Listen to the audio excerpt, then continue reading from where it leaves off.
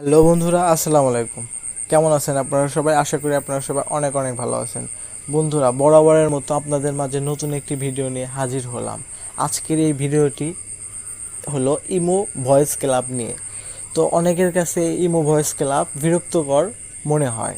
তো বন্ধুরা, যাদের কাছে এটা বিরক্তকর মনে হয় তাদের জন্য আজকের এই ভিডিওটিতে আমি দুইটা সেটিংস আপনাদের মাঝে শেয়ার করব। এই দুইটা সেটিংস যদি আপনারা করেন তাহলে ইমোর ভয়েস ক্লাব অপশনটি একদম ইমো থেকে মুছে যাবে। তো বন্ধুরা, আপনাদের হাতে কলমে দেখানোর জন্য আমি আমার ইমোতে চলে যাচ্ছি। তো বন্ধুরা, এখানে যে মাঝখানে যে অপশনটি আছে এটা হলো বিরক্তকর ভয়েস ক্লাব। তো বন্ধুরা, আমরা এই ভিডিওতে দুটি সেটিংস দেখাবো। এই দুটি সেটিংস করলে সারা জীবনের জন্য এই ভয়েস ক্লাব এই অপশনটি আপনার ইমো থেকে চলে যাবে। তো বন্ধুরা, এই কাজটি করার জন্য সর্বপ্রথম যা করতে হবে সেটা হলো এখানে যে প্রোফাইলের লোগো আছে এই লোগোর উপর ক্লিক করবেন।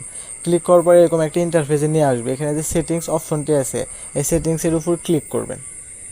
ক্লিক করার পর আবার এরকম আসবে। আসার পর এখানে সর্বপ্রথম অপশনটি আছে নোটিফিকেশন, এটার উপর ক্লিক করবেন। ক্লিক করার পর এখানে যে ভয়েস ক্লাব লেখা আছে এই ভয়েস ক্লাব লেখার উপর ক্লিক করবেন। ক্লিক করার পর অ্যালাউ নোটিফিকেশন, এটা অ্যাক্টিভ করা আছে, আনঅ্যাক্টিভ করতে হবে। তো বন্ধুরা, এটা আনঅ্যাক্টিভ করার জন্য এটার উপর ক্লিক করলে এটা আনঅ্যাক্টিভ হয়ে যাবে। তো বন্ধুরা, এখান থেকে আবার ব্যাক যাবেন। ব্যাক যাওয়ার পর এখানে সেকেন্ড যে অপশনটি আছে ফাংশন, এই অপশনের উপর ক্লিক করবেন।